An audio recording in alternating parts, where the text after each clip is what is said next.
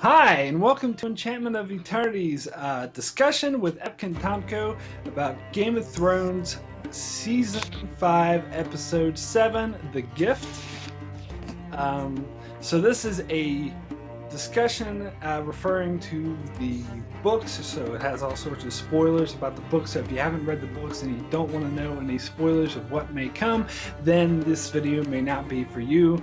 But yeah, otherwise, go ahead and continue onwards. So, of course, I'm here to discuss Game of Thrones with Akton Tamko. If you want to say hello. Hello, this is Akton Tamko. How's it going? Right, so we can jump on in. Just start talking about the events that happened this episode. We'll start at the wall, where we get a lot of Sam stuff at the wall this week. I think very sort of Sam centric, and we also, of course, get Maester Aemon dying, which we've kind of saw coming for a while now. But what I thought was interesting was when Aemon got delirious and he started talking about Aeg, his younger brother Aeg. Uh, What did you find interesting about that? oh, because I just thought it was maybe a setup for the Duncan Egg prequels. Because remember, in one of our discussion videos before season 5 started, we were talking about the possibility of a spinoff because they're talking about maybe there's going to be a Game of Thrones spinoff. So when they brought up, and we both sort of decided Duncan Egg is the most likely possibility. So when he was talking about Egg and all that, that made me think they might be setting that up now. Maybe, or it could just be a shout out to book readers. I mean, it could. I mean, I don't think they have anything planned. I don't think there's anything solidly planned, but maybe it's just they're thinking we might do this, so let's throw in a little setup. And if we don't do it, then it's just a shout out to the book readers. Yeah, could be keeping their Yeah, options open. Yeah, I don't think they have anything solid, like set in stone that they're doing it. I was less not I won't use the word surprise, but I took note of the fact of that they left something out of Aegon's dying speech, and I actually wasn't surprised at all. I didn't think that they would include it, uh, but his obsession with Daenerys right before he dies Oh in the right, books. yeah, yeah. I wasn't surprised that they left that out. I wasn't surprised at all, but I did take note of it, because that tells us for sure they're not doing Maester Marwyn or any of that stuff. So if Sam does go to Old Town, which I think you and I both think that he's going to at some point, probably next season, um, they're it's going to be slightly different reasons. They're going to cut out a lot of that storyline that's in the books. Yeah, well, that sort of leads me to what I was wanting to talk about next about Sam going to Old Town because I mean you just said that you think it won't happen till next season, but I was kind of thinking it would happen this season. But now, like because we had both assumed that Jon Snow would be the one to send him away before he left for Hardhome, but now he's left for Hardhome and hasn't sent him away. So are you taking that as a sign that Sam's not leaving for Old Town this season? I think as with each passing episode, it becomes less and less likely. I mean, maybe at the very end in episode 10, he'll go off and it'll be like a cliffhanger, or not a cliffhanger, but like a setup for next season. But I think his story arc this season is clearly at the wall. I mean, if he goes to Old Town, it'll be like at the end, like Arya going off Bravos at the end. Like it'll be like that. See what happened in this episode, and I wanted to mention this in my other video, but I couldn't because I had to try to be spoiler free. Is that the thing that happened with Gilly being attacked and almost raped, and Sam getting the ever loving shit beat out of him? That makes me think that they're gonna want to try to get the hell out of the wall, but at least get Gilly out of the wall. And because Gilly's leaving, Sam would want to go with her. Because so that makes me think that they're going to try to leave. That's sort of like motivation to get them to leave sooner rather than later. Well, maybe the tipping point is John stabbing. Could be. Could be. Yeah, and But And the other thing is that also Aemon told Gilly go south, so that was another sort of hint that they're trying to get Yeah, down. and I'm glad you said that in your video because I listened to that line over and over, and I'm like, "What the hell is he saying?" It was like, "Gilly flower." Like, what is he saying? I couldn't understand it. But you just flat out said it, and I'm like, "Oh, go south." Okay, that makes sense. Um, but yeah, I still think there's no way he leaves before his story arc of this season is at the wall. I mean, I think his departure is inevitable, but I think at the earliest it will be like a end of the season 5 thing. That's my prediction. All right. I mean, yeah, it could be, but I still kind of like the idea that maybe he's not around when John's stabbing happens. Like, I had a commenter comment on my video suggesting that maybe Alistair Thorne sends him away to, to just to get rid of him. Yeah, I saw that. All I right. saw that comment. But I was thinking more that Sam would like trick or convince Alistair Thorne to send him off because he's the one who wants to go away. I don't know. It would make more sense to me if it was John's idea, but Yeah. Yeah, I don't know. Um, so you've been like the biggest defender of the Sam and Gilly storyline of anybody that I know. Um, and I haven't really been as much of a Gilly hater as a lot of other people. Like I've said many times I don't hate her character. I just thought that she was kind of useless, and I'm waiting for her to do something, and I thought she was kind of pointless. But I'm going to go on record and say this was the strongest Gilly episode yet. I think this was Gilly and Sam's best episode. I think both of them, even more so than maybe last year when they at the battle at the wall because there was so much else going on. This was more of their time to be in the spotlight because they pretty much were the stars of the wall storyline. yeah, they were definitely the stars of the wall storyline this episode. But I mean, I agree with your reasoning, but I'm not sure if I agree it was over her strongest episode ever. Definitely of the season. That I'll definitely say. Well, I mean, it's the first one where I was like, oh, like she's doing something. She has, there's a purpose for her being there. Which before she was just kind of like, why is she even here? So for me, it was my personal favorite episode for her, in my opinion. Yeah, no, it was definitely a good one. So yeah, so do we want to talk a bit about we were just talking about before we started recording about the Chekhov's dragon glass because we're going Yeah. going to you were saying we're going to everyone's going a bit crazy with all the Chekhov references. Yeah, yeah, and I he was I don't know how it's become such a big part of Game of Thrones reviews, but but I don't know. Well, I And guess you still explain what it means in your video, which is good of you for those of people out there who still don't get the joke. But it's just not joke, but get yeah, it, the reference. Yeah. the reference. But yeah, so Chekhov's dragon glass. Let's talk about that. Yeah. Well, I wanna mention just a possible spoiler that I've read like before season 5 started. Apparently, it comes from a really good source, so you might want to skip ahead if you don't want to know something specific that may happen. But you and I discussed this before. Is that there was a rumor that from a reliable source that apparently the Night King shows up at Hardhome and like wreaks havoc. So when I saw Sam give the dragon glass to John, I was like, "Oh, yeah, that's coming." Not necessarily means that the Night King is coming, but definitely White Walkers. Yeah. I mean, yeah, but if there's a pretty strong spoiler, then it probably will be the Night's King. I don't think they'll go a whole season without White Walkers. No. So I think they got to put him in there somehow.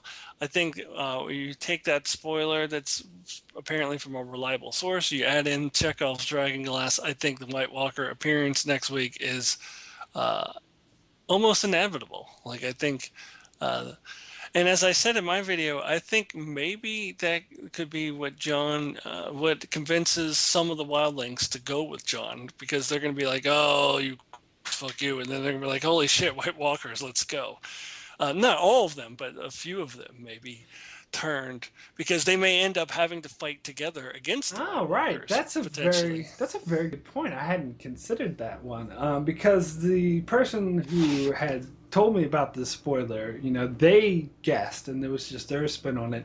They guessed that the White Walkers appearing is going to be a disaster and will lead towards Jon Snow getting stabbed and before the watch happening, because he went to Hardhome and it's a huge mess and the Night's Watchmen are going to hate him for it. But now, after what you said, I'm wondering if that maybe is not the case. Maybe it's actually more of a success because he gets all the wildlings to come with him, and it actually has nothing to do with why For the Watch happens.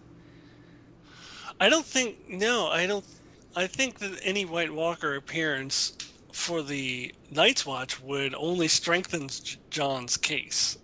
So I just think that they're not going to see any White Walkers at all. Maybe the people who went with John will, um, but I think that what's going to happen is it's going to convince at least some wildlings to go back with him, and so there's going to be all these wildlings at the wall, much like there was in the books. Um, and this is kind of touching a little bit into our For the Watch, which Oh we yeah, haven't done in a couple weeks. yeah. I was just about to jump into that, so we can start. All right, let's do the Yeah. For the Watch. um, so, yeah, I think that if it, I still think it just has to happen this season, but it would have to be episode 10, because I think they were gonna have to. Um,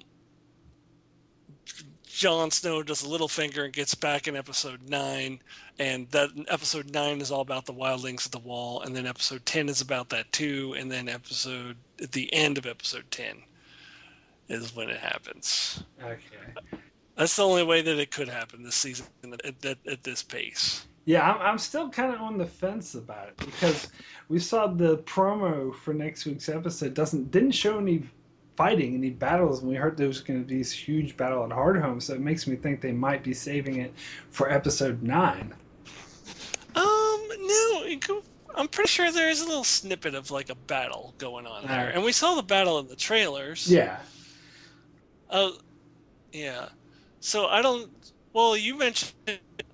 I know you wanted to save this for a lot later, but you mentioned a rumor for episode 9 that you heard. Does this have to do with the battle at Hardhome, or is there something else? No, it's something else. In fact, the rumor I heard would seem to indicate. Well, I'll just say it right out. There was a. Well, we'll talk about the rest of it later on, but I'll mention this part of it, is that there was a synopsis for episode 9, but it hasn't been confirmed, but it comes from a somewhat reliable source, so people think it's the case. But part of that synopsis was in episode 9, Jon returns to the wall. So if that's true, then what I was just saying is totally wrong. But just from the promos, it looks like they weren't going to do the battle from episode 9. Well, if that's true, what I was just saying is totally right. Yeah. Because that's what I just said, is that he would get back from the wall in episode 9. No, if you go back and watch that promo again, I'm pretty sure there's a little snippet of a battle scene going on. And I think it's the same battle that we saw in the trailer. So I think that's all happening next week. Okay, so we'll move on to Winterfell. Talk about what's going on here. So what was really, because I know I made some complaints about sort of the way Sansa was being treated.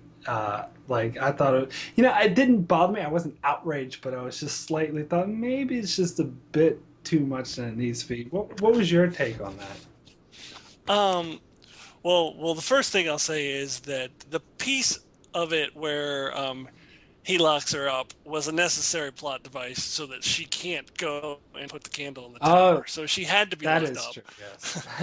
That part was very necessary, so that requires her to have to go to Reek / Theon. Right. So her being the part about her being locked up, but that in itself doesn't necessarily mean that she has to be, beaten and raped every night. However, I was a little surprised that you had that point of view because because you said last week that you were relieved that it wasn't as bad as the books. I felt the same way, because in the books, not only did he rape her, he locked her up, he whipped her. He beat her with a whip. There were whip marks all over her back, Oh, or Jane Poole. And I was like, oh well, thank God they didn't do okay. that. I mean, Well, I didn't. I mean they toned it once again. They toned it down from the books. So Yeah, I mean, I I didn't remember that part of it, but like I'm saying, I'm not like outraged at the show because my problem with the complaints last week is that they were saying like the show was so much worse than the books, which actually the opposite was true. And I'm not saying that now. I'm not saying oh the books are so much better. I'm just I was just a bit surprised that they went that route, even though as you point out it is a bit it's less not as big of a deal as it was in the books. no and yeah, taken Jane Poole's story arc completely, and it's toned down. Um, but I think that I just have a lot more faith than most people that the showrunners are really tearing Sansa down again to build her back up stronger than ever. And everything that she had went through before, everything she learned from Littlefinger, um, the thing that happened at the end of last season, that wasn't all for nothing. She didn't lose that. She didn't forget that. I think that was just a stepping stone, and I think that she's going to take similar steps backwards in the books. I don't think that she, there's the scene, the leaked, chapter, not leaked, but published chapter online where Sansa's acting like a badass, and everybody thinks, "Oh, look how strong she is in the books." But I do think that they're going to be similar backsteps, not the same thing, and it may not be as violent and as horrible. But I do think she's I don't know why everybody thought she was just, oh, she dyed her hair now. It's going to be all rainbows and sunshine, or she's just going to kick everybody's ass. Like, her struggles are continuing, and I think that the show is really tearing her down again to really build her up stronger than ever. And I think she's going to really, at the end of all of this, whether it's this season or next season, she's going to really be stronger than Well, ever. this is something you and I agree on because I was also saying this in my video that I felt that I disagreed with all the complaints that they thought this would just a step back for her character. No, she's enduring all this stuff, but she's still strong. You can see it in this episode and the previous episode. She's still fucking with Ramsay's head, and that's why I was going to point out that this is, even though you're right, she is definitely Jane Poole for all intents and purposes. But there are some major differences between them, and that being that she's a much stronger character, and she's actually sort of fending for herself and not going to be totally dependent on others like Jane was. Yeah, and I think, well, a lot of people were complaining, oh, well, she's just going to get this man, Theon, to rescue her. And I'm like, no, that's not what's going to happen. Other people are saying, oh, so Brienne's going to be her knight in shining armor. And I think that Brienne is definitely going to come in. She's going to fuck some shit up. She's going to do some things. But I still believe that the show has set Sansa up to, she has to solve this for herself. They even had the scene with Littlefinger, regardless of how sincere he may or may not have been, and it's all up for interpretation, and we don't know. But he did tell her that, you're going to come out on top, you can do this. And I think that was a setup by the show that she is going to do this for herself. I mean, Brienne's going to play a role in it. Theon will probably play a role in it, but ultimately, the person who saves Sansa will be herself, and I really believe that. And everybody's doubting that, and they think they're just complaining without knowing what's going to happen, without knowing where the show is going. All right, so you touched on a couple of things I wanted to talk about. First off is it reminded me, I actually read an article from where they interviewed Brian Cogman, the writer of the show, and he was asked directly the question of did Littlefinger know about Ramsay before he sent Sansa up there? And he said no, that he didn't. And his reasoning was pretty much the same as the reasoning I gave before when I thought that was the case. And that Ramsay in the show is different from Ramsay in the books, where Ramsay in the books was really well known. He wreaked havoc and all this, and Brian Cogman was pretty much confirming that and saying that Ramsay in the show is a unknown factor. So Littlefinger didn't purposely do this to Sansa. He didn't know what was coming.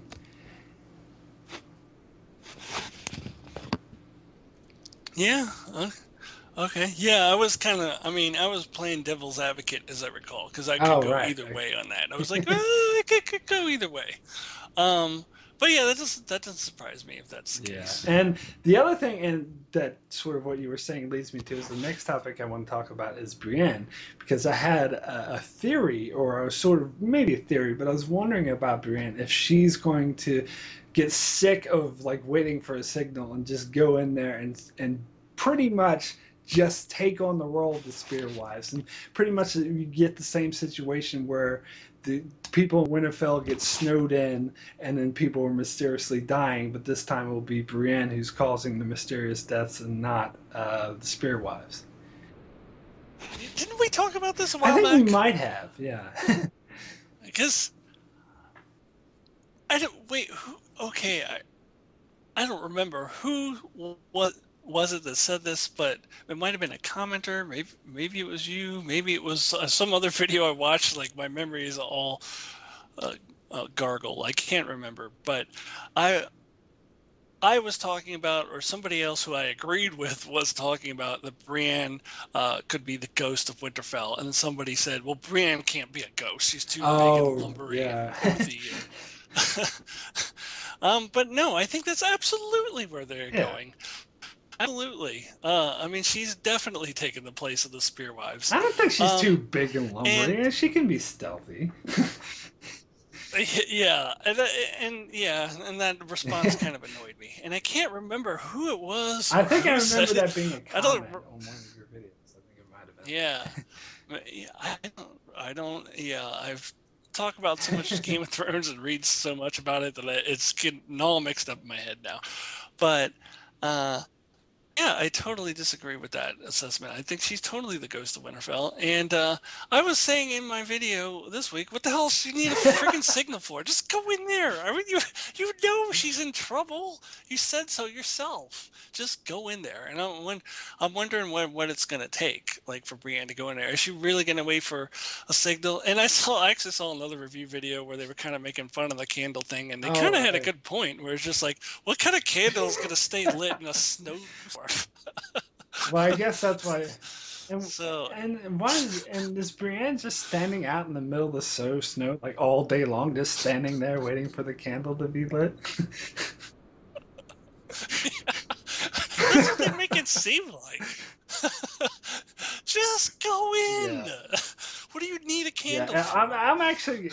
I can imagine myself being gonna be really frustrated if in the next episode she doesn't go in and we just see her standing out. I'm gonna be like, "Come on, just go in!" But the, there's also another interesting thing is I heard. I think I've read an interview with Gwendolyn Christie, who said, I think I've read this several times. She said that season 5 is her favorite season, and she thinks it's the best season for Brienne, and the season where Brienne has the most to do. And so far, Brienne's done nothing. Yeah. So she's really gonna have to step into the last Yeah. 3 episodes. I mean, so the last 3 episodes are gonna have to be very Brienne heavy for that to even be Yeah. remotely true. But I said this in my video too. I do feel that Brienne is going to have a big role to play in the final 2 or 3 episodes, and I do think she's totally the ghost of Winterfell. I mean, no question in my mind. So let's move on to Stannis. So there, I think there was something you wanted to talk about with Stannis. Was there something that we almost brought up before? Oh well, I mean, do we want to talk about like what really happened in the episode? Because what I want to talk about is like this side Let's do the side topic topic. first. Let's just get that out of the way. Yeah. Okay. Uh, and I have to talk about this because I did a lot of prediction videos before the season, and all the predictions I made some pretty far out there ones. The ones where the one prediction where I feel like I was getting in huge, long debates over was whether or not Stannis has already hired the Golden Company or hired some, and it got to the point where this guy. Luca Nieto, who was one of my biggest commenters over the summer and the fall. I haven't seen him commenting since I started doing the episode reviews, but he was talking about actually counting the troops in that scene. It was like, it's so obvious, you could so easily count them, that he very clearly doesn't have that. He only has 2,000 men or something like that. It's so obvious that he doesn't have any sellswords. And so finally I was like, okay, fine. He doesn't have any sellswords yet, but he's going to, because there is this scene last season where they talk about the Golden Company as if they would definitely hire them if they had the money, which they later got. So I was like, they're absolutely getting sellswords. So I felt a little bit of satisfaction when Ramsay said, oh, Stannis has hired these foreign sellswords. I was like, I told you, all of you people having these long debates with me that he didn't hire sellswords. He totally did. It did turn out that it was the Stormcrows. That doesn't mean that the Golden Company isn't also there. They don't really say. In fact, I don't think the Stormcrows were the only sellsword company. I'm sure they have others, because the way that Davos said it is like, we lost the Stormcrows. If they were the only sellswords, he would just say, we lost the sellswords. So to me, it implied there were other sellswords who were still around. And I was going to say, I always totally agreed with your side of the argument. In fact, there was, I think I pointed this out to you before, there was this commentary in season 4 for the episode where Stannis goes to Braavos and Davos is talking to Salvador Sand. Brian Cogman even said, we put the scene in to show that Stannis is buying sellswords because he doesn't have enough troops on his own. And they even had like a scene earlier that season where Stannis says, oh, we don't have enough men to raid a pantry. So it made it clear he didn't have enough of his own. And I used that argument in those long debates. He talked about those were more men than it takes to raid a pantry. Like, they had plenty of men to raid a pantry in that scene. They very clearly have hired sellswords. And I get so many, not just with the one guy that I mentioned, but there were other people too who were so adamant that he hasn't hired sellswords yet. And I just took a great sense of satisfaction, because for whatever reason, that was like the biggest debate that I it seems like kind of a stupid point even though I didn't get into such big debates, I had the same sort of feeling when I was watching. When they mentioned the sellswords this episode, I was like, see? Of course he has sellswords. Yeah. But I wish they would show them. Because there's like no hint. I mean, you don't really see Stannis' army at all. Like in this scene, you get a glimpse of some guys freezing in the snow, but I would like to see Stannis' army, like this big army that he supposedly has. Like, hopefully we will, but I would like to see that he has sellswords. I mean, some evidence, even like the head of the Stormcrows before they left, or the Golden Company, or somebody coming up speaking in a foreign accent saying, the troops are ready, sir. Whatever, just something that we see that there's evidence that they exist would be nice. But whatever. Well, okay. So let's get to the actual what happened this episode with Stannis, and I think this is something we might disagree on. I was having a lot of disagreement with people, because it seems like the common consensus, which I don't agree with, is this: there's no way that Stannis is going to let Melisandre sacrifice Shireen. And as I said in my video, I'm actually thinking that he might. I think that because, his initial reaction, of course, is going to be like, nah, get the fuck out of here. But he really, really wants to be king, and he totally believes in Melisandre's magic. And so the worst things gets for him, I think this might start to grate on him, where he might actually eventually give in. But what are your thoughts on that? Well, I agree with you to the point where I think it probably will happen that his position is going to start to soften. He is going to start to doubt it. Whether or not we actually hear him say this, or whether there's a look on his face where it looks like he's doubting it, I have a prediction. It's maybe less of a prediction than it is wishful thinking. Like, it might be my fan fiction. But this is what I think could, or what I'd like to see happen, is that he is finally starting to break. He is almost ready to sacrifice Shireen, and you may not hear him say it. You may be just a look on his face. Who should they happen to come along but Yara Greyjoy, who is also of King's blood, because Vaelon Greyjoy was one of the leeches. Oh, right. So she's also of King's blood, and then Stannis convinces Melisandre, let's sacrifice her instead. And this is not going to happen. It just that's a possibility, because we were sort of predicting before that Yara and Ironborn would show up in Stannis' storyline. That hasn't happened yet. Doesn't mean it won't still happen. So let's move on to the next topic that I want to talk about, which is Dorne. And the first thing I want to talk about in Dorne is the scene with Tyene and Bronn, because I know I've seen a lot of videos, not just yours, that felt maybe a bit confused, and some other videos were saying it was outright sucked, the fact that Tyene gave Bronn the antidote right after poisoning. It's like, oh, you're poisoned, here's the antidote. But for me, I wasn't bothered by it. To me, it sort of made sense, because I saw it as it was Tyene's sort of power play over Bronn. It was her way to like assert power over him, because in the previous episode, Bronn, Bronn was like, oh, you're just a little girl, blah, blah, blah, and she got pissed off. So this was her way of sort of getting back at him and saying, I have your life in my hands. And if she would have just simply let him die, that really, what would she gain from that? But with him still living, she can now is free to fuck with his head.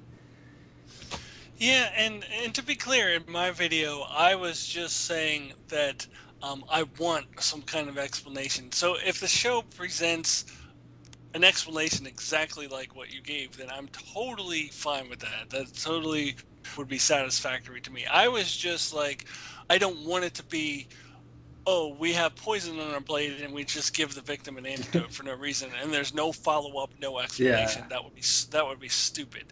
But I would be totally fine if, like, the show did present a scenario like you said. And I said a possibility is, oh, maybe they were using him in some way. But what you explained would be fine too, as long as there's some reason that's given, some background to it. I would be totally fine with it. And like, I should have learned my lessons, because back in what was it, episode 3, when Cersei, I was questioning in our discussion video whether really, is the show really just going to say that Cersei is doing all this stuff and giving the High Sparrow all this power just to get Loras? That's ridiculous. I mean, there's got to be more to it than that. And then when it's revealed, and I was like, oh, I should have given the show more credit. Of course they had a bigger plan than that. Of course there was more to it than that. So hopefully this is just one of those cases that I'm just not giving the show enough credit. Of course there's a reason, probably something similar to what you just explained. I mean, that makes a lot of sense to me. So yeah, that's probably what it is. I just don't want it to be there's no follow-up or explanation, and it just seems like they did it for the hell of it. Well, that would be kind of sloppy writing. For me, just me personally, I'd be happy with the scene as it is, because that's what I took out of the scene alone. But follow-up would be really nice. Follow-up would be better. I think I'd like to see, and maybe we will. What do you think about the possibility that maybe there's going to be some sort of romance between Bronn and Tyene? Because a lot of people have been considering maybe it's leading up to that. Yeah, I think they're definitely setting up for some kind of romance. How serious it's going to be, I don't know, but I think there's going to be some kind of fling or something, and whether or not and she may just be using him. I mean, it may just all be a part of her plot. It may not be sincere, or maybe it is sincere, or maybe it could in some weird way replace the Arianne and Eris Oakheart. I mean, it wouldn't it wouldn't really replace it, because that was just a much bigger plot, but it'd be like it could be like a parallel to it. Yeah, it would be, and it would never be as in depth. I don't think there's not enough time left in the season for that romance to be as in depth as Arya and Martell in there, unless it carried over to the next season. Yeah, But well, it could. It always could. And I've heard yeah. it suggested that Bronn would be perfect for a Dornish woman. So I think, I think that's definitely, yeah, that would be. Well, he's talked a lot about him. I mean, he's talked them up quite a bit. Uh, Yeah. Talk about the Jamie and Marcella scene, because I thought this was a really interesting scene, because I way back when, like last year when I did my first prediction video, I predicted that Trystane and Marcella would have this romance, and so when Jamie came down, Marcella would refuse to leave because she was so in love. So I felt really vindicated that that prediction came true, even though it's not like, you know, it's not too hard to guess that that might happen, but I was still felt kind of vindicated that that happened. yeah, and I didn't directly predict that, but I didn't think you were going to be wrong necessarily. Like I think it's. I mean, I think it's kind of a little bit of a no-brainer. I just maybe so much of a no-brainer that I didn't bother to predict it. I don't know. I didn't really specifically call that out, but I think you were absolutely right that they did really focus on the teen romance, and that it is kind of predictable that Marcella doesn't want to go with Jamie. But I think in my predictions, I wasn't sure necessarily what the nature of Jamie's trip to Dorne would be. Like, I think I was thinking it could possibly be that, he's going officially on a diplomatic mission, and they're going to say, oh, we just need to borrow Marcella for a little bit, and we're just gonna take her back for a little bit, and Stan Snakes and everybody was gonna be like, "Oh, that's bullshit. They're taking her away," and I think that was one of my predictions. All right. So I didn't necessarily know for sure that Jamie was going there to like kidnap her and take her back. So that kind of changes the whole dynamic and everything. But it definitely makes a lot of sense that, of course, she's gonna not want to go back because she's gonna love Trystane. Well, I remember way back when, like, a lot of other people were predicting that Trystane was going to take Quentin's place and he was going to be sent over to Meereen to marry Daenerys. But I was really against that because I knew that Trystane and Marcella would be the thing this season, that they would focus on that. Yeah, and well, my gave a possible prediction that it could still be that plot, but it would be Duran's plot, and Trystane wouldn't necessarily know. Like he could still be in love with Marcella, but his father is plotting to marry him off to Daenerys. And honestly, there's no way that Trystane is going to Meereen. No. That's for sure. But with the rumors of this mysterious person in Dorne and the theory that the mysterious person showing up in Dorne could be Varys, I think it's still on the table that Duran's master plan is to just put Marcella aside and have Trystane married off to Daenerys, but not necessarily that he's going to go there. That now the plan is to bring Daenerys to him. And I still think that that's on the table. Like, I don't know that I wouldn't say it's definitely going to happen, but I think it's on the table. Well, yeah, I'm not completely closed off to that theory. I was just closed off to any theory that didn't have Marcella and Trystane be their romance be the focus of season 5. Sure, they could take it. Duran may have different ultimate plans for Trystane that they'll explore next season. I'm open to that possibility, but I think we're going to get more. And season 5 is going to focus more on Marcella and Trystane. Yeah, and you're absolutely right about that. Okay, so let's talk about Meereen next, and Meereen will also include Tyrion and Jorah, since they were kind of like in Meereen anyway, so just throw it on to one thing. And let's start off with the scene with Daenerys and Daario in bed, which I thought this was a boring scene personally, but when Daario suggests that she kill all the wise masters and all these other kind of masters, any kind of master is just kill them all. Do you think that she's actually considering this option? I think that she's considering it. I really think she is. She's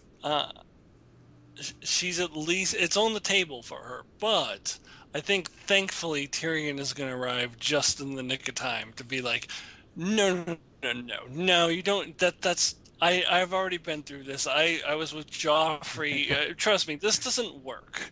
You don't listen to this guy. Get rid of this guy. He doesn't know what he's talking about. I was there. I've been through this movie before. This is a bad idea. And I think that she'll ultimately listen to that because that's what she wants. That's her nature. She's much more kind-natured person. Um, she can be persuaded to do horrible things, but I think that when presented with a more reasonable option, which I think ultimately she will be, I think she's not. I think Tyrion's going to come just in time. I've heard a lot of complaints about how Tyrion got himself sold into the same guy who bought Jorah, and how he like just always gets himself out of situations. And I think in part I didn't have that much of a problem with it because I thought that's in his character. Like you said, he's very silver tongued, good at convincing people to do things. But I don't really get how that jailer dude just knocked off his chains. I don't understand. Like that made no sense to me because he had no interaction with him before. I didn't really get why he did that. Yeah, that was a little bit far fetched. I kind of think they're trying to take the Tyrion worming his way out of things a little bit too far. I mean, they're stretching. Yeah, they're stretching reality just a little bit too far with that one. And I mean, I had the problem with the previous scenes a little bit, but you didn't. You didn't. I know we had a disagreement on that, but Yeah, sorry. where he, where he, you know, got Yezin to buy him because I didn't. I don't know. I mean, to me, it made a lot more sense in the books. But I also understand that they needed to change the books, and I'm 100% behind the omission of Penny.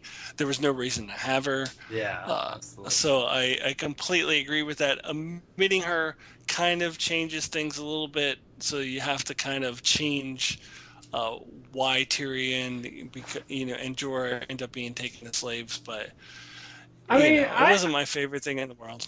I thought that Tyrion was going to even though Penny isn't there, I thought Tyrion was going to try to sell himself as a clown, as a sort of entertainment thing. So it was a bit surprising to me that he actually went the route like, oh, I'm a fighter. But I guess, I guess the Yuzan guy was looking for fighters. Maybe that's why he did that in the show. Maybe that's why the show had him do that.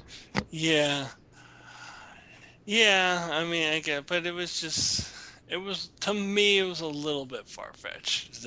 I mean, but he was just he seemed bored the whole time. He was just like, yeah, whatever, I'll buy you two. Yeah. But I mean, it's not a big deal to me. I mean, they needed to get Tyrion from point A to point B. They changed the books. They needed to come up with something. So whatever. I'm fine with it. I'm actually, even though, but now speaking of Yizan, as we got to see more of him, right? Because he can't just be in this one episode. Because they introduced him at Comic-Con, they made like a huge deal, and it doesn't seem to me like if they never introduced him at Comic-Con, I would just assume he was just in this one episode, and that's all you'd see of him. But since he was introduced at Comic-Con, I'm thinking, well, they got to show more of him, right? yeah, I mean, can you think of a precedent for somebody being introduced at Comic-Con and then they're only in one episode? Like, I don't think that that's ever happened. No, that hasn't happened. I mean, the ones I was thinking before that kind of seemed kind of weren't big enough to be introduced at Comic Con was Shireen. She was introduced in season 3, and she was barely in season 3, but she was in later seasons more. And then the other one is Orell, where I guess he kind of had a part in season 3, but it wasn't that big of a part.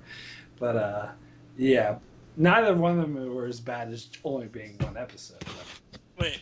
Yeah, well, Shireen is still around today. So, I mean, even though she wasn't in season 3, she survived for two more seasons. So she's, a much bigger deal than somebody who was only in one episode. And I'm sorry, who was the other one you said? Orell. Oh, the The Wildling Wildling Warg dude, yeah. Warg dude, yeah. Yeah, I mean, I thought he was a fairly major role in season 3. I mean, he was a big part of season 3 for the Jon Snow storyline. Kind of. Yeah, but none of that compares to if Yezin was only in one episode. That would be ridiculous. So I gotta think he's gonna be back. I don't know what he's gonna do because it does seem like his storyline is over. Yeah. You know, you and I before the season were both because of the fact that he was in the Comic-Con, we were both predicting he was going to play this huge role, and he's probably going to be the Harpy and the mastermind behind everything. And I didn't get that impression at all. But you know, maybe that's his trick. Maybe he just pretends to be this. That's true. Maybe it's coming. I don't know.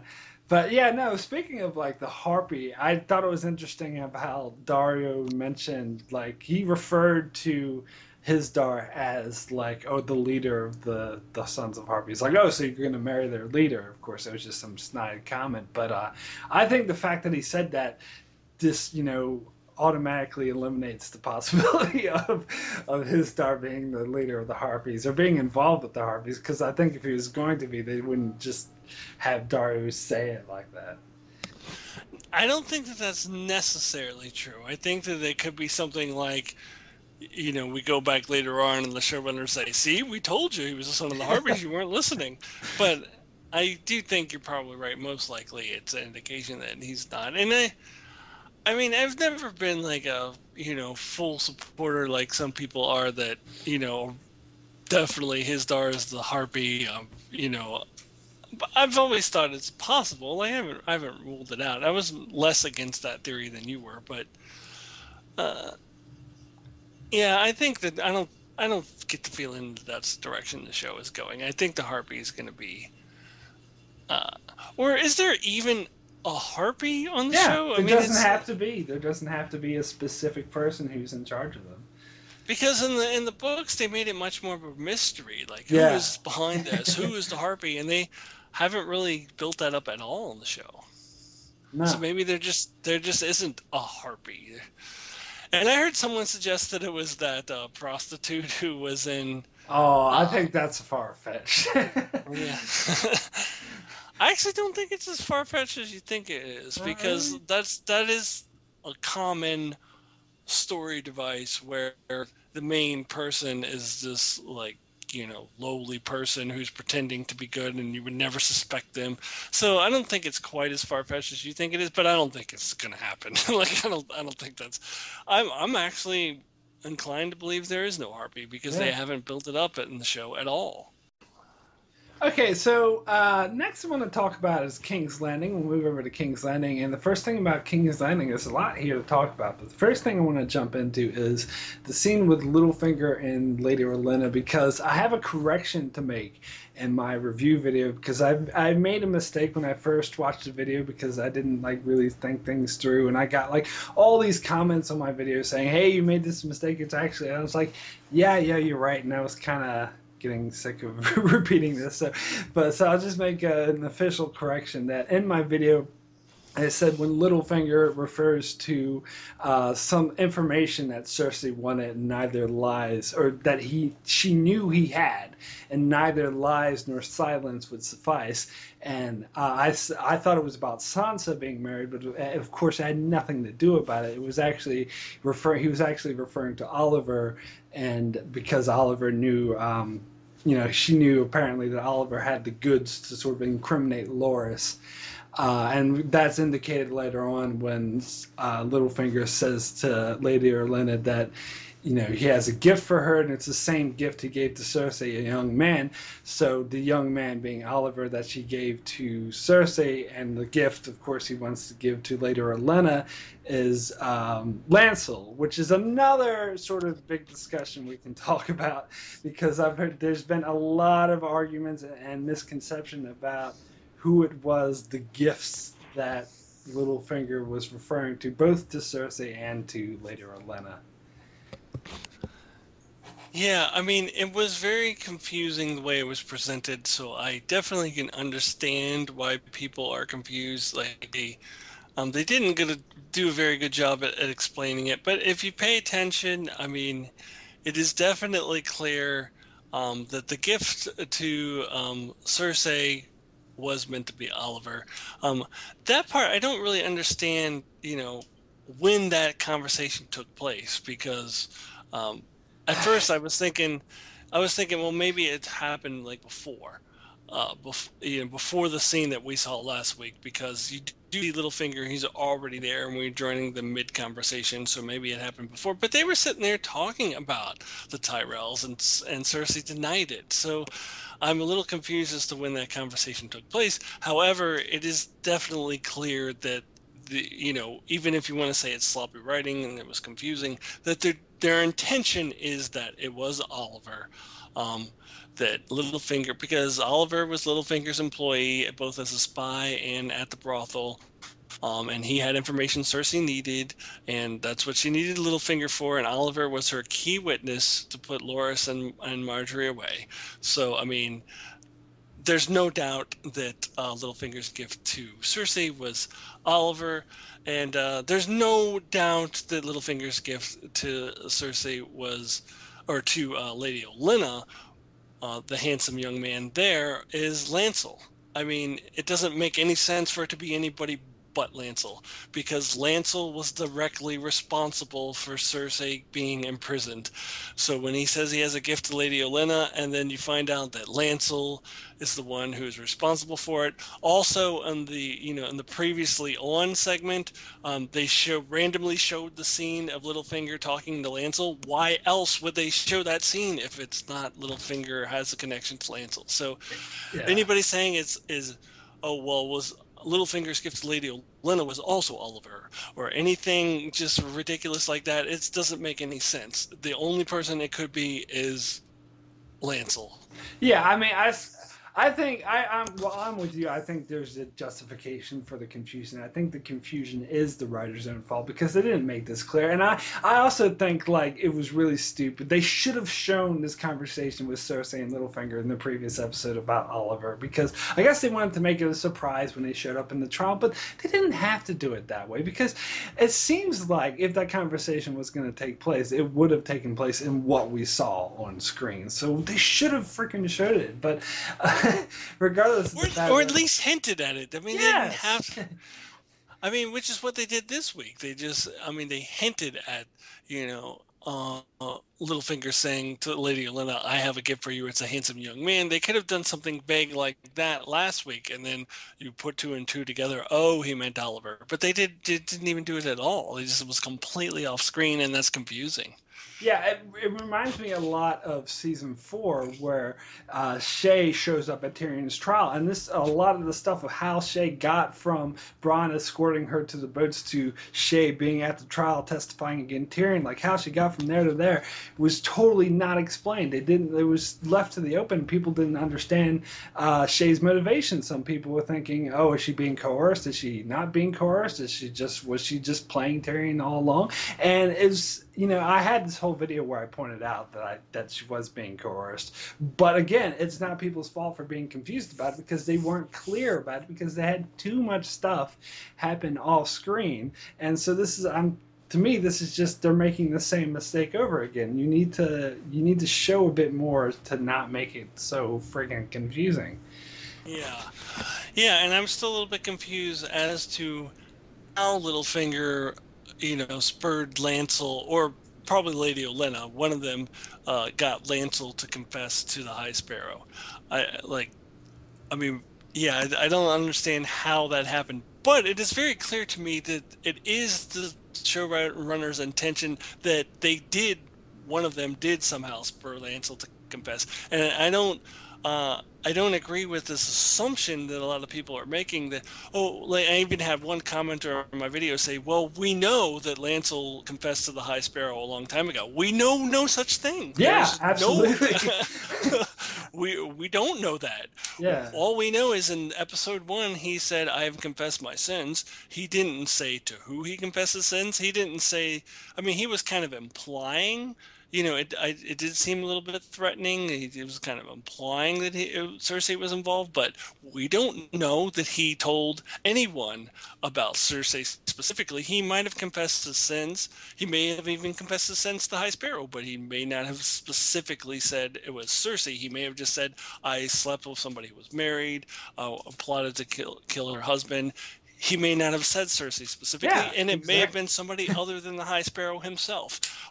So to say that we know Lancel confessed about Cersei to the High Sparrow, no, we don't. There's Yeah. no evidence of that in the Yeah, show. I was going to bring that up too because I also got comments and I saw a lot of reviews with that were saying that they're saying, "Oh, we know this." And I'm like, "No, we don't." In fact, I would actually say it was sort of more clear in the show, well, to me anyway, that the High Sparrow didn't know about this because if he knew about Cersei, he wouldn't just sit on this information. He wouldn't just bide his time. He's not that kind of guy. He just cares about sin. He's all like religious. So if he knew about it, he would act on it straight away.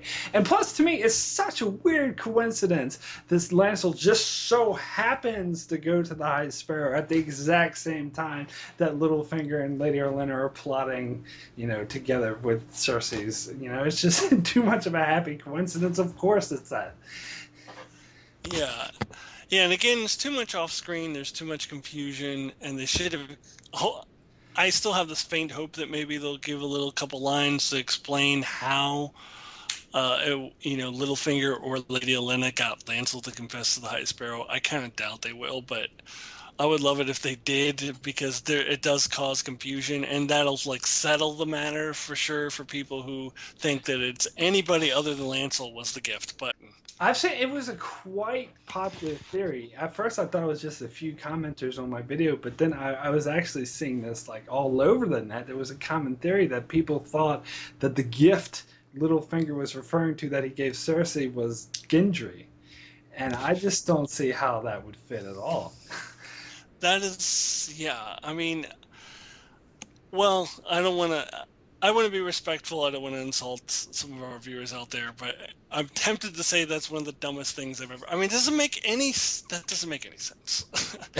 I mean, was Gendry the one who got Loras and Marjorie in trouble? No.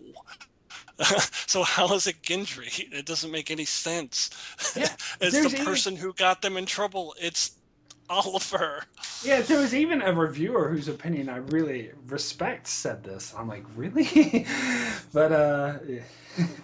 Yeah, and again, all this confusion that people are having, it's not their fault. The writers Yeah, it's really, the writer's fault. it's the writers' fault. They didn't do a good job of explaining this. Yeah. But if you really pay attention, you can tell what their intention was. They just kind of didn't do a good job of See, expressing that intention. I bet you we're going to find out about this the same way we found out about the Shay thing and other things, like through commentary or interviews with the writers and stuff, which is stupid. They shouldn't have to explain things like interviews. Yeah.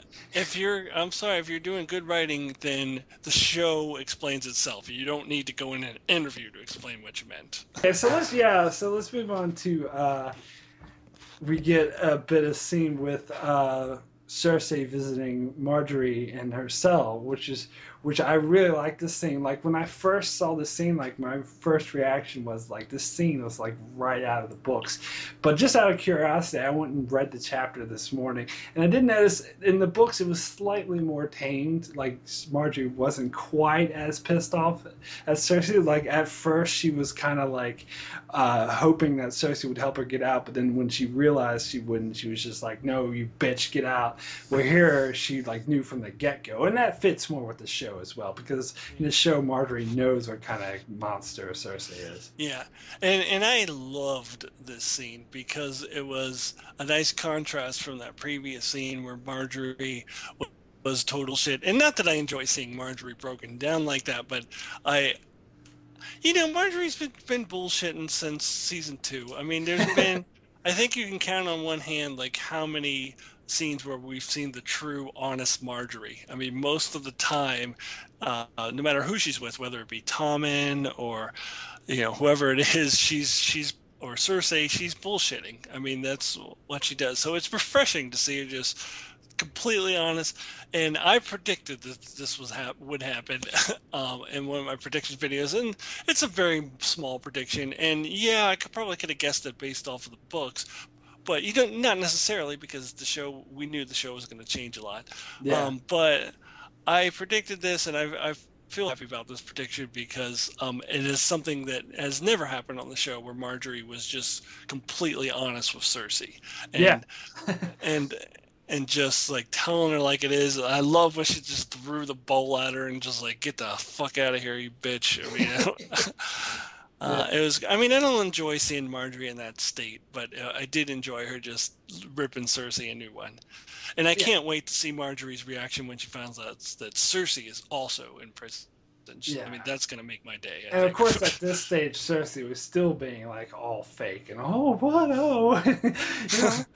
But yeah. I before we get to Cersei's deal, actually, let's backtrack a bit. There's a scene I've skipped over. I really wanted to talk about was Cersei with Tommen. Because I thought this was a really cool scene, and for me, it was kind of more vindication as that Tommen isn't as cowardly, and I've been saying this all along. He's not as cowardly and ineffective as people think he is, because well, he is ineffective, but he like really wanted to like start a war in order to get Marjorie back. Like he was really feeling frustrated, and and I've heard from the other extreme people saying, "Oh, he's being like Joffrey 2.0, where he wants us to kill people." I'm like, you just it's somewhere in the middle. It's somewhere in between being a coward and being Joffrey. Yeah, that's a little ridiculous. Um, no, I thought that Tommen's reaction to that was totally understandable. I mean, totally respectable. I mean, he's a 13-year-old kid or however old he is, and he's put in this position of power that he's not really ready for. I mean, he's not ready to be king. And his wife, the queen, is put in prison and he can't do anything about it. Of course he's going to be frustrated. Of course he's going to make threats and get upset and of course he had a nice model for an older brother to Yeah, teach him how to deal with conflict. Not that he'll ever be Joffrey, but yeah, yeah. but But I mean, yeah, and yeah, yeah. Oh, go ahead. I thought that was a totally understandable reaction, and it was a good Tommen scene. I thought I liked Tommen. I mean, I thought it was a good scene. Cool. Okay, so now let's get to Cersei's being the awesome scene with the High Sparrow when she finally gets to her justice search. We absolutely loved how after she went and saw Marjorie, she was being all smug and she had this smug smile. And she was like all big on herself, and then the High Sparrow comes and I also want to say that because we did a discussion video together before the season started where I was like saying, "Oh, I was so off on my prediction about Lancel because my prediction originally was Lancel will take Ansel Kettleblack's place and being the person who sleeps with Marjorie and tries to implicate." No, sleeps with Cersei and tries to implicate Marjorie. And I was like, oh, I was so wrong. I couldn't have been more wrong. But I actually got this prediction half right because he took honestly Kettleblack's place in the way that he's the one who went to the High Sparrow and told Cersei about the sins. Yeah, I mean, you were partially right, and I want to say that I get like 25% credit for all of my Oliver prediction. I mean, he was involved in it. He wasn't Osney Kettleblack, but he was involved in there Well, somewhere. he was kind of in the fact that he sort of not directly, but yeah, actually directly implicated Marjorie. So I was actually gonna say you were half right and I was half right because you said Oliver and I said Lance, so it ended up being a mix. A Right, mix. because in the books, Osney Kettleblack was responsible for Marjorie's and Cersei's incarceration. Yeah, yeah. And so in the show, they split it up between Oliver and Lancel. So, all right, yeah, we were both half right. Yeah. Yeah. Yeah, and I just love the scene because I've been looking forward to it. And you know, I've heard mixed reviews on Feast for Crows in general, and I have said in my Feast for Crows reviews that it was my least favorite book. However, the Cersei storyline was my favorite because I just really enjoyed watching that train wreck. I really enjoyed watching her go down, um, and it was great in the show. I was almost better in the show Yeah. because of how Marjorie was elevated as a character. Yeah. So I mean, I love how the show did it, despite there was some confusion in there that we were talking about earlier, and there was some less than stellar writing involved. But overall, Yeah. the whole story arc. The one thing that I do hope for is that they do tie it back to the Maggie the Frog scene, because they open the season with it. You can't just leave it there. You gotta like have a scene similar to the books where Cersei is talking to Qyburn and she confesses that she had this prophecy, something like that. You got to bring it back to that scene at some point. Yeah, I think like King's Landing's been my favorite storyline this season so far. I think, and I kind of expected it to be because, like you, I liked the thing in the books, but I actually, for me, I do like the show better because I like the fact Marjorie's a more important character, and the fact Tommen's older, so he's a more important character. So yeah, I do really like this thing. But the one thing I did want to mention about Cersei, this scene where Cersei gets thrown in the prison cell, is there's this other YouTube channel that Akton Tamko and I used to watch, or we still watch, but we watched like in between season 3 and 4. They had a series of prediction videos where they predicted that this scene would happen in season 4, and I was just like, that's crazy. That's not going to happen in season 4. And plus, this was before we read the books, and they didn't give any kind of spoiler warnings or anything like that, and so this is like a huge piece of information that we got spoiled for us. So that's part of the reason why we're really pedantic, want to make sure that we give spoiler warnings on all our videos, because we had this spoiled for us. Yeah, because we know what it feels like to have not read the books and then just have somebody blurt out some spoiler from the books. Like, fuck you, we didn't want to know that. God. So yeah, I have no patience with people who make fun of me for putting spoiler warnings and saying spoilers warnings are ridiculous, because fuck you, because I know what it's like to be spoiled and it sucks. So we try our best, and I apologize if I've ever spoiled anything for anybody. We try our best, and what you just talked about is probably reason number one, like having Cersei be, and we didn't know why, we didn't know the context, we just knew that she was going to end up in chains, which she was going to end up, imprisoned, because it got spoiled for us. I'm like, well, that sucks. Yeah. And but it was ridiculous to predict that it would be in season 4. I mean, yeah, because this actually is what inspired me to do my prediction videos in the first place, because I saw these videos where the predictions, I was like, oh, that is such a bad prediction. That's like, so I wanted to make predictions that were a bit more realistic. Because imagine all the stuff that would have had to happen for this incarceration scene to happen in season 4. Like, Tywin would have had to die in like the 3rd or 4th episode of season 4, and they had to have the High Sparrow introduced. And yeah, it's just crazy. I don't understand it. Okay, so let's get into our Q&A. So when I did my individual review this week, I stated that I didn't have any questions for the Q&A, and I was like, made a real big point of asking for questions, and I got a big response. Unfortunately, too big of a response, as I got like 17 questions, and unfortunately we don't have time to go through all the questions, so I apologize if we don't get to your question. I had to narrow it down to some of those questions, though, that we're not going to ask were discussed in our discussion video. So if you did have a question that you didn't have asked here, it might have been talked about in our previous discussion. So yeah, since we have a lot of questions to go through, let me just jump right in. I'll start with one of my questions, and this question is from Daniel Berry, who asks, do either of you expect to see any more of the Iron Islands storyline in the show? Before a couple of days ago, I would have said, yeah, I don't know. Probably, I'm doubtful. I don't know if we'll ever see him.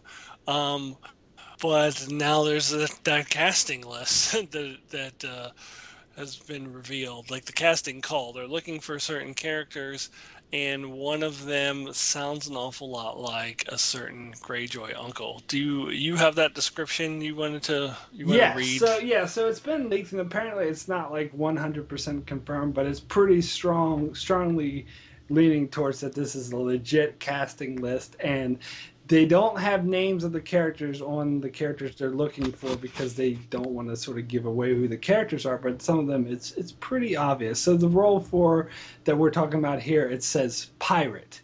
Man in his 40s to late 50s, he's an infamous pirate who has terrorized seas all around the world, cunning, ruthless, with a touch of madness. He's a dangerous looking man, a very good part this season. So that's it's got to be Euron Greyjoy. Yeah. Yeah, and you predicted a while back that they might combine Euron and Victarion, I think, and that might be the direction that they're going because there's no hint of Victarion, and I think that makes sense. And I also think that they're changing things up. They've really um, minimized, if not eliminated, the Horn of Winter. So I would suspect they would also do the same with the Horn of Dragons. I think they would. I think he was going to have a slightly different role. I think people who read the books might be upset because it won't be the same. He'll be there, but he won't be the same. I think it's going to be different. They're going to fit him into the show's storyline, which is a little different than the And books. I wonder if we're going to see like a Kingsmoot or any of that. I mean, all that's still up in the air, but I'm pretty sure that they are going to skip over the whole Victorian, the whole Meereen being involved, the whole getting to get dragons. I think that's going to be because we talked about this before. They kind of already bypassed the ships with like Daenerys already having a fleet, so it looks like that's being cut out. But it looks like we're still going to get the Iron Islands in a different capacity. Maybe focus more on Westeros because the other character who the cast list, which I won't read the whole description, but it certainly sounds like they're looking for Randall Tarley. So that sort of makes me wonder if they're gonna if the Iron Islands are gonna attack the Reach like they did in the book, and maybe Randall Tarley will be involved in that. Yeah, my initial thought upon hearing about Randall Tarley is because we've been talking about Sam and Gilly. They definitely seem to be setting up to go down to Old Town so that Sam would stop in and see his family, and that's how we would see Randall. I mean, Tarley. that could be But part who of it. knows? That could be how he's introduced, and then he could stick It around could. because the part for Randall Yeah. Tarley, if that is who it is described as the main part. So, in Yeah. multiple episodes. Yeah. That's surprising. I never thought we'd Yeah, see me Randall neither. Tarley Yeah, on I the was show, actually so- starting to rule the Iron Islands out as well, so I was a bit surprised that Euron it's popped up. But Yeah. Yeah. Let's move on. I have a question, and it kind of is. It's almost the same question, but they have a different angle on it, so we can talk about something a little different. So this question is from Brock Moliere. Um, so Sansa implies that Balon is still alive in the show. In IMBD, which I know is not the most trustworthy source, has Balon cast for episode 10. Do you think there's hope for a certain book storyline, even in modified form? Now, we already answered the part about the certain book storyline, of course, he's referring to, I'm assuming, is the Greyjoy uncles, which we just talked about. But what about Balon? What do you think about Balon being cast for episode 10? Do you think that's a possibility? And do you think that I will they think kill him off I think finally? when I first heard that Euron was being introduced, I'm like, they're doing this to finally kill off Balon because that's been a thread that's been hanging since season 3 about the leeches and they even mentioned the leeches in this episode and they conveniently skipped over Balon.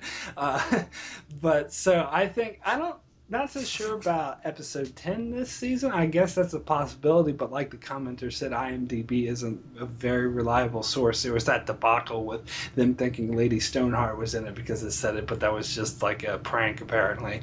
So, but it's possible that Balon could actually die in episode 10, so that's setting up the Greyjoy storyline to happen next season.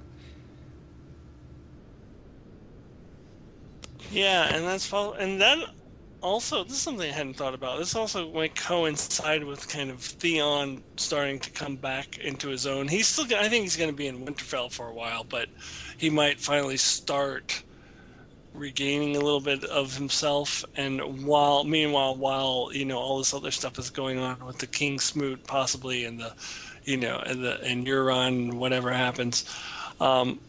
So I think it's possible that Balon could finally die. And I think he's got to. I mean, it's long, that was my long original overdue. prediction was they would push back the Iron Islands for season 6 because they wanted to wait till Theon was Theon again so he could be involved because they'd want to have a character we already know in the storyline, kind of like they sent Jaime to Dorne because they don't want to send us to this place without having a character we already know. But I'm not too sure about that, but that's still a possibility. so let's move on to the next question. This question is, sorry if I butcher your name, I'll try my best. I might not get it right. It's Shana Raganuti, who asks, when do you think Varys joins Tyrion and the Khaleesi? Um, Never. I mean, unless they go to Westeros, because that's where I think Varys is headed.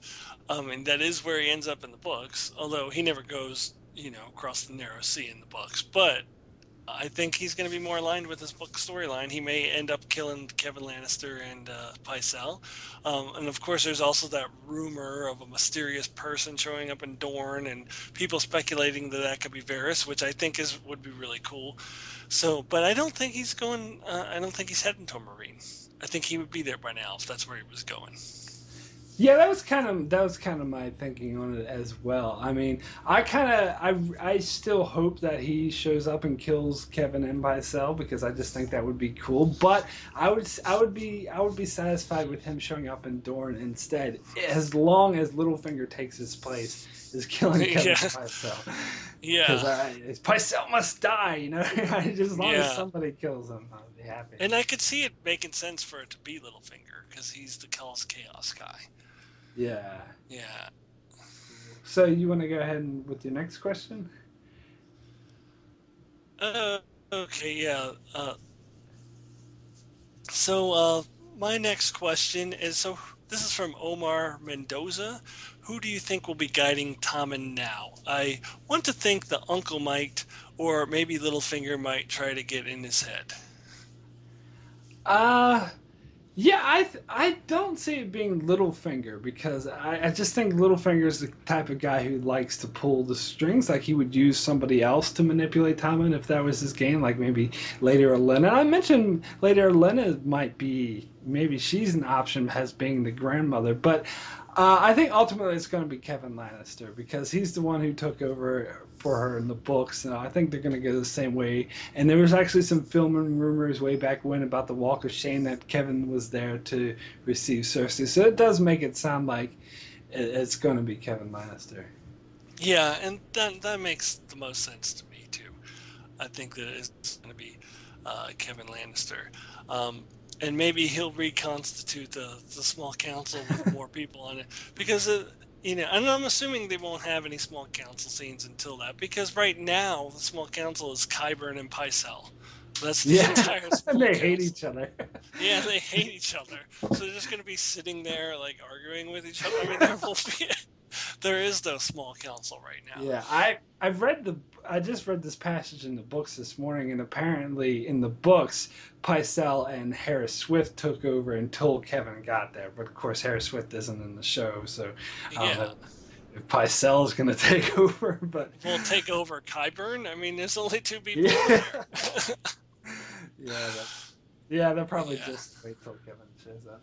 Okay, so I'll just move on to the next question, which is from T. Gill, who asks, is one of the biggest Chekhov's guns, in fact, the wall itself? We hear numerous times how certain items or magic could possibly bring down the wall. I feel as though George wouldn't have put up a giant 700-foot tall wall of ice unless he meant to one day spectacularly destroy it. Yeah, and I've heard this theory a lot over the years, and I think it's possible. I mean, I'm not 100% onto it, but I think it's definitely been set up a lot more in the books than the show. I don't feel like there's been any setup for that at all in the show. Not that it couldn't happen in the show, but I feel like the books have definitely set up for it a lot more. The magic that he spoke of to bring the wall down, the main one being the Horn of Winter, I mean, that doesn't exist in the show. And no, the little horn that Sam found doesn't count. I mean, whenever I've mentioned in previous videos that the horn doesn't exist in the show, and people go, well, Sam found a horn, but there's no evidence that that's the Horn of Winter. We don't know what the hell that horn was. I just have a feeling, though, that if it does happen in the books, I think it would happen in the show as well, because that's such a big event that you would think that something that major, if it happened in the books, would also happen in the show. But yeah, it would have to happen in the show, but much like the R plus L equals J thing, where, they're going to need to come up with some setup for it, because they've been neglecting it. Yeah, they could, but it's still good. Yeah. and do the Yeah, it could setup be. like They could right do at the the same. yeah. They could do the same thing with the R plus L equals J, and all of a sudden there's this episode that's really heavy on the wall coming down, like magic of the wall. That will bring the wall down. So. All right, cool. So you want to go ahead with your next question? Yeah. So my next question comes from and this is another name that I'm probably going to butcher, but it looks French. And this is a regular commenter on both of our videos, but I've never had to try to pronounce the name. I've only seen it written. I'm going to say Jean-Philippe Poirier. Yeah, I'm sorry I said your name all wrong. Um, but I love this question. Who do you think is most likely to die first around Winterfell between Stannis, Brienne, Roose, and Ramsay? Which of those four will Uh, die first? okay, I'm kind of leaning towards the Bolton because I think like I just don't see Stannis or Brienne sort of dying, and the Boltons have been played up as the villains, and they, especially Ramsay's been doing all sorts of shit this season. So I think it would probably be one of two of them. Out of the two, I think would probably have to be Roose because Ramsay's kind of a more important character at the moment, and it could possibly even be Ramsay himself who kills Roose in order to gain power. To me, Roose is a bit more of an expendable character. Ramsay's this Joffrey 2.0, so I think they're going to want to keep him a bit longer. So yeah, I'm going to say Roose. Yeah, and that is exactly what I thought as well. Um, Stannis and Brienne, while they may yet die in the series, I think their deaths are they're a little bit removed. I think we're a little ways away from that. I think they still have things to do. Like, I would say season 6, by the end of it, one of those two characters could die, but I don't think their time is up yet. But I think the Bolton's time is limited. I think they're both going to die. It's inevitable. I've said over and over, and I've said in this video earlier, that I really feel strongly that Sansa is going to become, a strong character, and she's going to fend for herself. And I do think in the end she will get the best of Ramsay. But I think Roose is going to go first. Yeah. And I like your idea that Ramsay's the one who kills him. Maybe he kills him, Walda, and the baby. Yeah, could be. But yeah, it's funny because before season 5 started, I thought of Brienne as like a big option as she might die this season. But now I'm like, no, she's definitely not going to die. Yeah. No, she still has a role to play this season. I don't think she's going to go this year. Next question is from Jake the Snake, who asks, do you think the season will end for Cersei just as it did in the books with the appearance of Sir Robert Strong? I personally would like that cliffhanger. And what do you think will happen to Tyrion from here on out based on how he hasn't met Dany in the books? Also, love both of your videos and your brothers. I never have to hear that god-awful quote I hear on other review channels, "It was better in the book." I love how you judge the show as the show and you just state the differences instead of critiquing the show on them. Keep up the great content. Well, thank you. Appreciate it. So the first question again was. So the first question is about Cersei and Robert Strong. Where do you think it's going to end in the show at the exact spot it ended in like A Dance with Dragons, with her not having the combat yet, but seeing Robert Strong? I think so. Well, we definitely are getting Robert Strong. We know that for sure because they set that up last season, and then this season they reminded us again with that scene with something under the blanket or the sheet that's moving. So we're definitely going to see Robert Strong. But as far as whether the season ends with it, I still kind of think so. Yeah, because I know we had the Cersei being thrown in jail a little bit earlier than either you or I thought. Yeah. But I still think they're going to spend some time with that. They're going to have to do the Walk of Shame. So yeah, I'm inclined to say that it will end that way. I don't think they're going to get to the combat yet. Yeah, I was considering the possibility that maybe they could do the combat in episode 10. Maybe episode 10 is going to be like Winds of Winter stuff, because this is, and I'll get into it now what I wanted to talk about before, because I heard this rumor, and if you don't want to hear this rumor about what episode 9 is going to be like, you can turn out now. But there was a synopsis apparently that was leaked that episode 9 would be called The Dance with Dragons, which makes me, and it says that Dany does this thing at the at the fighting pit. So it makes me think the thing with Drogon is going to happen at the end of episode 9. So that makes me think if that happens in episode 9, maybe, we get the after effects that come after that in episode 10. And that could also mean we get stuff from like Walk of Shame could happen in episode 9. And we could get the Trial of Combat in episode 10. I still think that's a possibility. Yeah, I don't know. It still seems a little rushed to me. I think that even if you had the Walk of Shame in episode 9 to just jump into the combat in episode 10, yeah, I don't see it. I don't know. But I guess anything's possible. All right. But what do you think about the possibility of the Dany going off on Drogon and being in episode 9, because it hasn't been confirmed that episode 9 called The Dance with Dragons, but it's been rumored that and episode 10 is called Winter. That's the rumor going out. I think they're blowing an opportunity for an awesome season-ending scene. Personally, yeah, that's because we both were like all on board with this would be the final scene of the season. It has to be. So, I mean, if that's the case, then I'm inclined to say For the Watch could be the final scene for the season, which would just leave everybody, like, pissed off for, at least until it's revealed that Kit Harington is on the casting list. But, yeah, I know. I don't know. I heard some people thinking that they would do the For the Watch and resolve it in this season because they didn't want to leave it hanging, but I don't see that. All right. Well, we got off on a bit of a tangent. There was another question that was about Tyrion. Oh, yes. Yeah. The Tyrion, what do you think is going to happen to Tyrion in the books here on out? Or in the show, since he hasn't met Dany in the books. So this is total books. Well, I do think I kind of touched on this earlier. I think he's going to worm his way into Dany's favor somehow. I think he's going to become her advisors. And he may be what finally brings her back to Westeros. At least it's getting her thinking about Westeros again.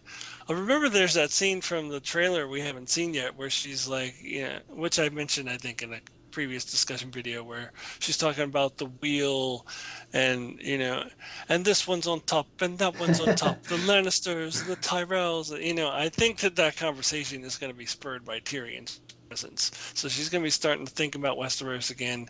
So I think Tyrion is going to be he's going to be all on board Team Daenerys, and they're going to go back to Westeros. Not this season, but in season 6. Oh, yeah. I mean, yeah, that's possible. I don't know. I think he's definitely going to get her thinking about Westeros again. That's for sure. Yeah. All right, so you want to go ahead with your last question? Yeah, okay. This question comes from PVE 1010, or 1010. I don't know. So the question is, in regards to Melisandre and Jon Snow, frankly, I'm worried about the For the Watch scene. Do you think Stannis will exile Melisandre for attempting to sacrifice Shireen? She may end up back at the time for the Watch scene. Well, I believe I said earlier in a discussion that I'm sort of against the theory that Stannis is going to get rid of Melisandre for the whole threatening to kill Shireen. I think he might actually start to warm up to the idea. So I don't think that Melisandre is going to go back to the Wall by the end of this season.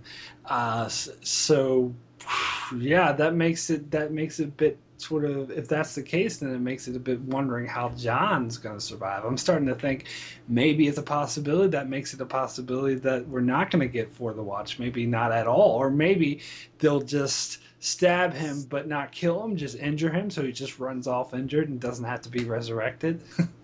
Well, that wouldn't be as good. No. Yeah. Yeah, I complained earlier that this was one of my concerns. Not a complaint, but it was a concern that I didn't like that they were taking Melisandre away from the Wall. And Now, to me, it's clear they're not sending her back to the wall. There's no time for it. I mean, she might break off and go back to the wall next season, maybe. I mean, maybe she sees something in flames and rides through the snow and somehow survives in the snowstorm and gets up to the wall, or somehow, I don't know.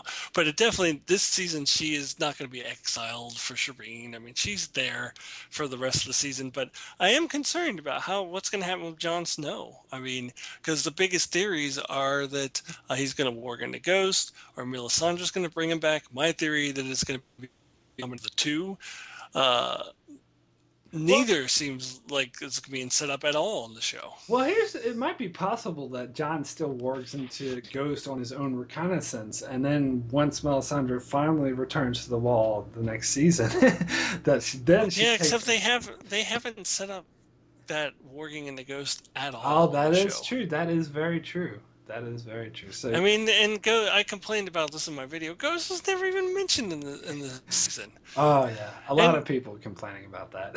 All right, well, yeah, thanks for everyone who submitted questions. Sorry if I couldn't get to them all, but if you want to submit some more for next week, just leave a comment below and just make sure you write Q&A in the comment if you want to ask in the show. And yeah. Thanks a lot for watching. Make sure you subscribe to our channels and check them out for more Game of Thrones reviews, and we'll see you next time.